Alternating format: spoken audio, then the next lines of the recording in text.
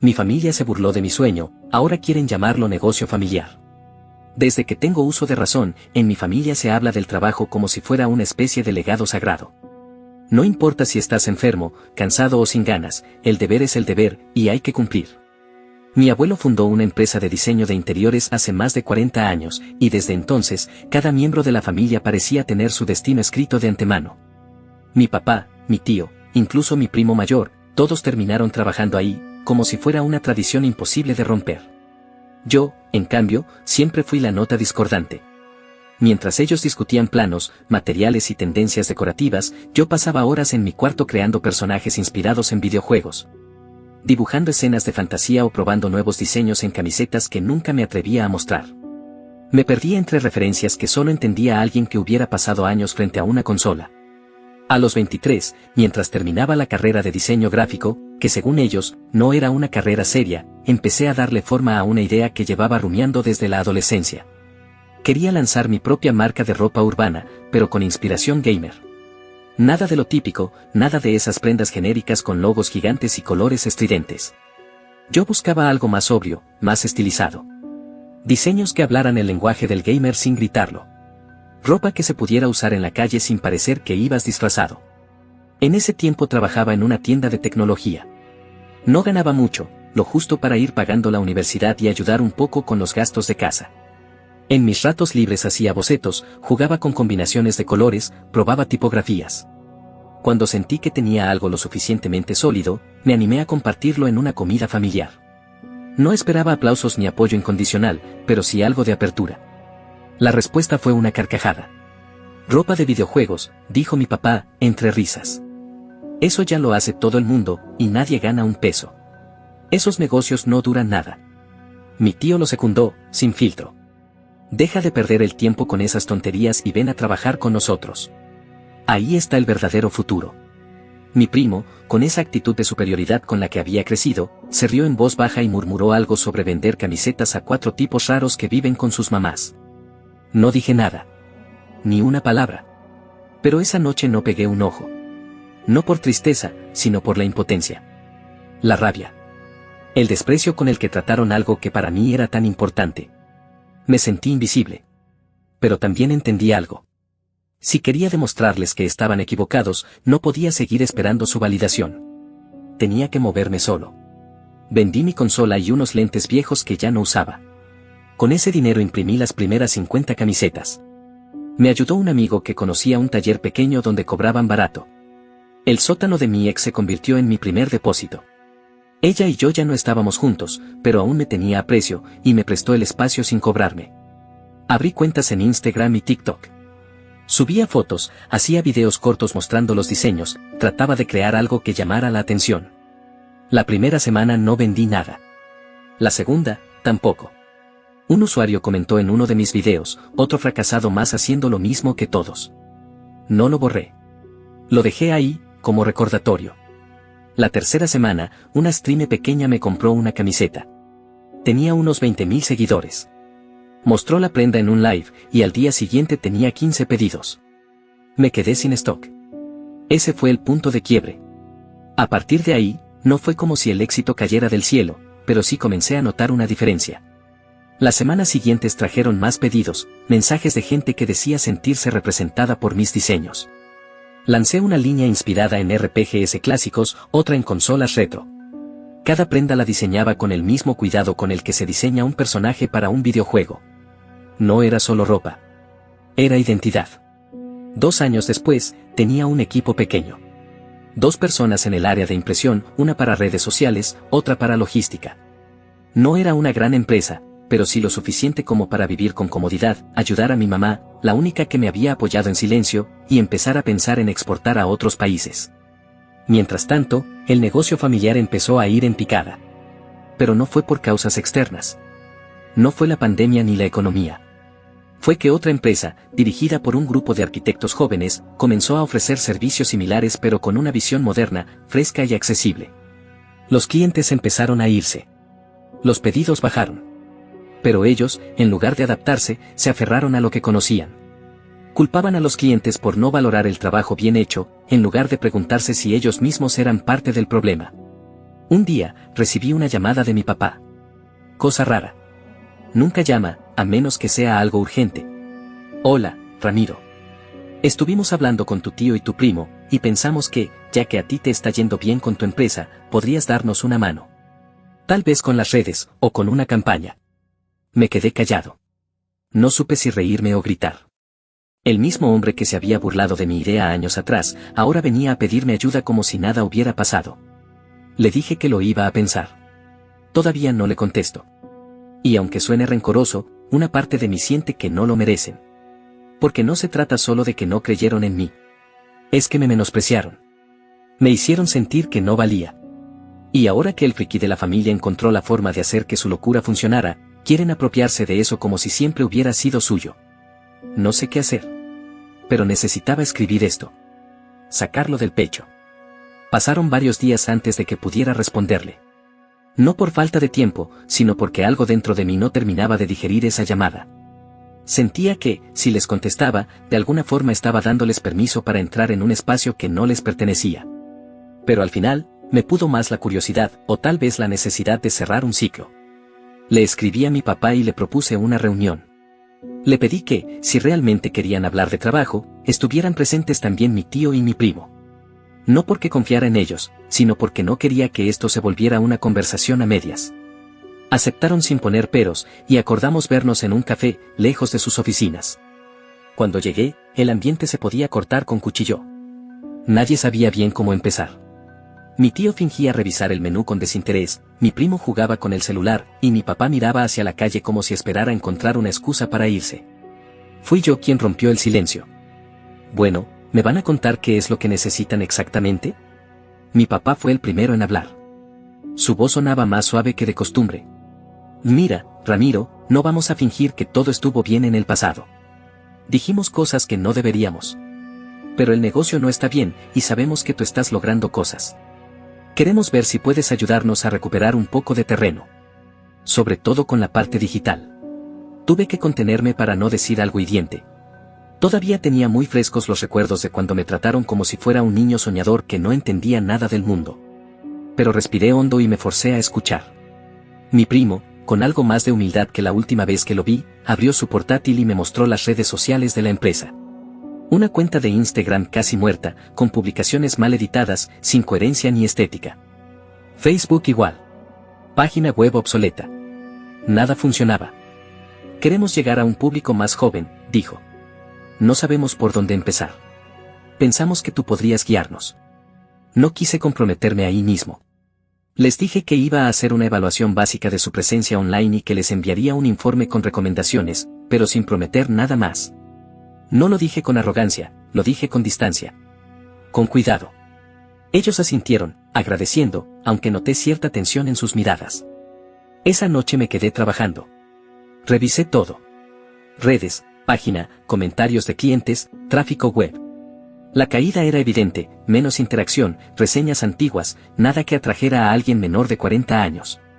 Mientras tanto, sus competidores ya estaban usando empaques ecológicos, sistemas de asesoría por videollamada, realidad aumentada para mostrar remodelaciones. Ellos seguían en la era del papel y la cita presencial. Preparé un informe detallado.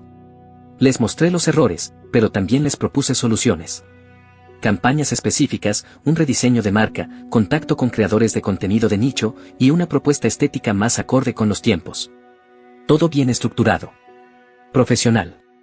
Sin una pizca de despecho. Nos reunimos de nuevo, esta vez en su oficina. Cuando entré, sentí una extraña mezcla de nerviosismo y superioridad. Era la primera vez que yo tenía el control de algo frente a ellos. Les presenté el informe punto por punto. Nadie interrumpió. Ni siquiera mi tío. Ni una broma de mal gusto de mi primo. Solo atención. Cuando terminé, me ofrecieron un contrato como asesor externo. Les dije que aceptaría, pero bajo mis propias reglas. Yo definiría las decisiones creativas y ellos no podrían intervenir sin fundamentos. Había aprendido a golpes que, si no marcas límites desde el principio, te pasan por encima. Aceptaron sin discutir. Durante los siguientes 2 meses trabajamos juntos. Rediseñamos su identidad visual, creamos contenido más dinámico, lanzamos campañas centradas en clientes jóvenes. Todo con un tono renovado y actual. Y, por supuesto, mantuve mi negocio completamente separado. No quería confusiones. No era parte de su empresa, ni lo sería. Al mismo tiempo, mi propia marca seguía creciendo. Una empresa de periféricos gamer me contactó para colaborar en una colección limitada. También fui invitado a una expo de cultura pop para presentar mis diseños. Me sentía emocionado, sí, pero también exhausto. Dormía poco. Vivía con listas interminables. Pero había algo dentro de mí que se encendía cada vez que veía un nuevo pedido entrar o una reseña positiva de algún cliente que sentía que por fin alguien pensaba en él. Un día, después de una de esas reuniones con la familia, mi primo me pidió salir a caminar. Me sorprendió el gesto, pero acepté. Caminamos una cuadra en silencio, y luego me dijo algo que nunca imaginé escuchar. Ramiro, te debo una disculpa.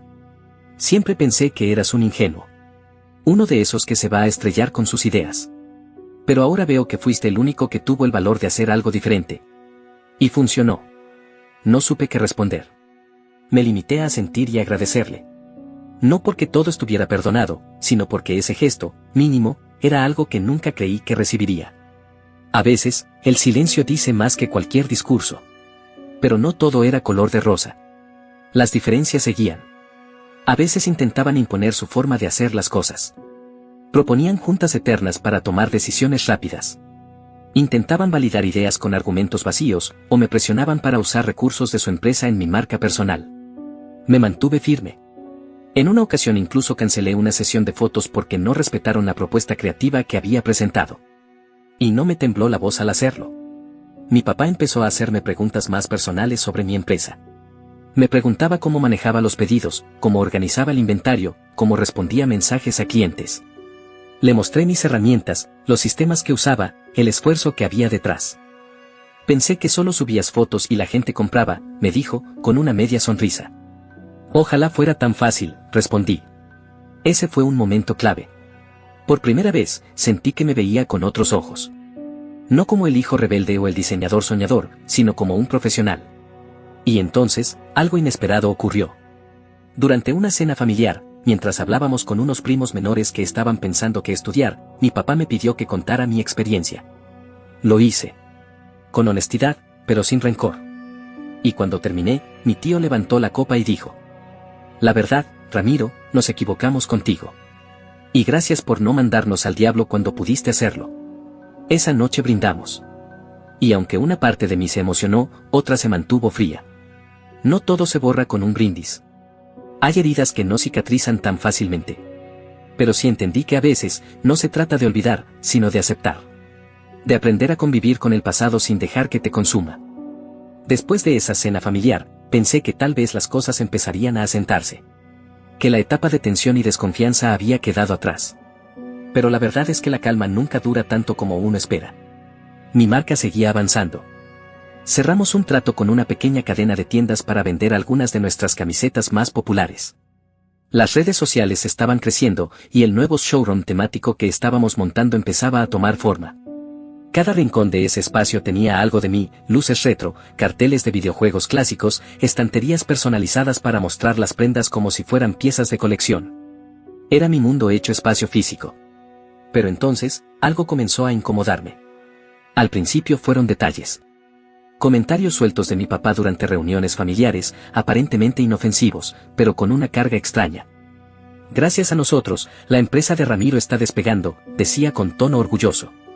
O peor aún, qué bueno que al final aplicaste lo que aprendiste con nosotros. Yo apretaba los dientes y callaba.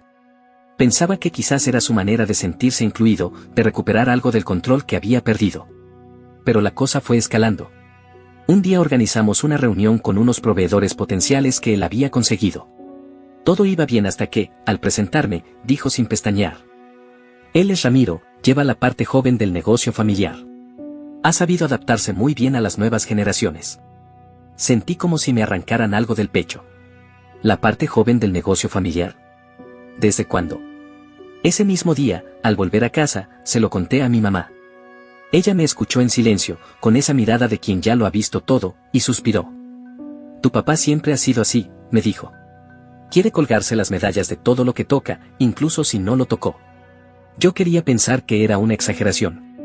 Que tal vez solo necesitaba sentirse parte de algo. Pero al poco tiempo lo confirmó con hechos. Subí una foto a LinkedIn del avance del showroom y él comentó, nada como ver cómo el esfuerzo familiar empieza a dar frutos. Muy orgulloso de lo que estamos construyendo. Lo que estamos construyendo.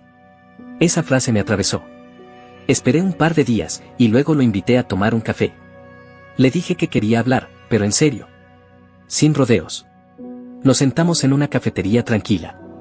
El ambiente estaba tenso desde el saludo. Él pidió un espresso.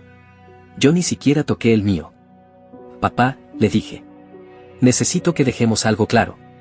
Lo mío no es un proyecto familiar. Es mío. Lo empecé solo, sin ayuda.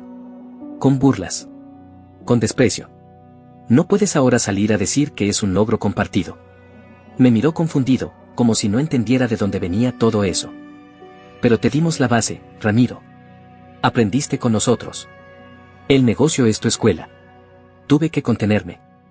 No, lo que aprendí lo aprendí a pesar de ustedes, no gracias. Me enseñaron lo que no quería ser. Me enseñaron a no quedarme en lo mismo. A buscar otra forma de hacer las cosas. Me empujaron, sí, pero empujaron hacia afuera. Se quedó callado. No se defendió, pero tampoco se disculpó. Solo bajó la mirada. Volví a casa con el pecho apretado. Mi mamá me preguntó cómo me fue. Le dije que no sabía. Que a veces hablar no arregla nada, solo abre heridas. Y entonces empecé a notar más señales. Personas del entorno familiar que se referían a mi empresa como la nueva línea del negocio familiar. Comentarios en reuniones donde se hablaba de mi éxito como una extensión de lo que ellos habían construido. No pude más. Llamé a mi abogado y le pedí que registráramos cada aspecto legal de mi marca. Ya estaba registrada, sí, pero quería blindarlo todo. Manual de identidad, derechos sobre diseños, uso de imagen, incluso la arquitectura del showroom. Todo. Porque no iba a permitir que lo que construí con mis propias manos fuera absorbido por una narrativa falsa. No se trataba solo de ego. Era respeto por mi esfuerzo. Días después, durante una junta con el equipo de redes, les pedí que agregaran una sección en la web sobre la historia de la marca. Quería que quedara claro el origen, los inicios en el sótano de mi ex, los diseños nocturnos, los primeros rechazos. Nada de familia decoradora ni tradición de emprendedores. Esa historia no era mía.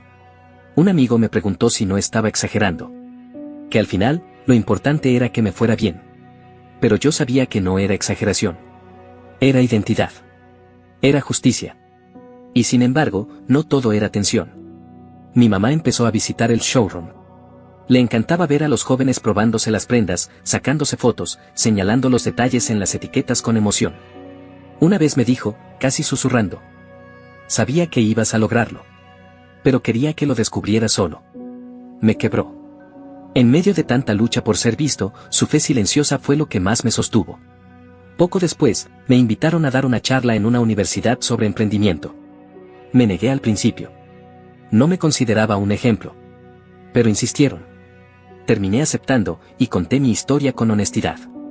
Con todas sus heridas. Cuando terminé, un estudiante se me acercó y me dijo. Gracias por no decir que todo fue fácil. Estoy cansado de los emprendedores de cuento de hadas. Volví a casa con una mezcla extraña de cansancio y gratitud. Porque, a pesar de todo, seguía en pie. No perfecto. No sin dudas. Pero firme en lo que había construido. Y esa noche lo entendí. No necesito que nadie me reconozca lo que hice. Lo importante es que yo lo reconozco. Que cada prenda que vendo, cada diseño que saco, lleva una parte de mí. No de ellos. De mí. El showroom abrió sus puertas una semana después de esa charla en la universidad. No fue un evento multitudinario ni hubo cámaras ni influencers con millones de seguidores. Fue algo íntimo. Gente real.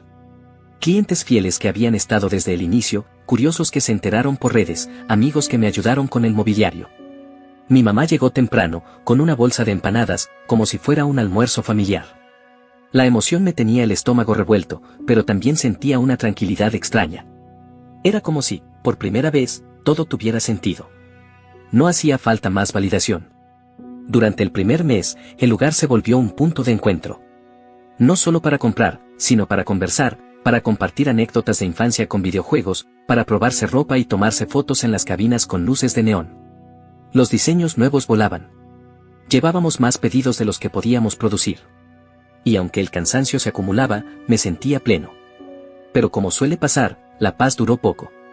Una tarde cualquiera, revisando comentarios en TikTok, me encontré con un video publicado por la cuenta de la empresa familiar. Un reel sencillo, mostrando uno de sus nuevos servicios. Nada raro. Hasta que al final, aparecía una imagen de mi showroom. Con mi logo. Con uno de mis diseños en primer plano. Y la descripción decía, el legado familiar sigue creciendo. Me congelé. Llamé a mi papá. No me contestó. Escribí un mensaje directo a la cuenta. Nada. Pasaron 2 días hasta que me respondieron, diciendo que había sido un error del community manager. Que no había mala intención. Pero ya era tarde.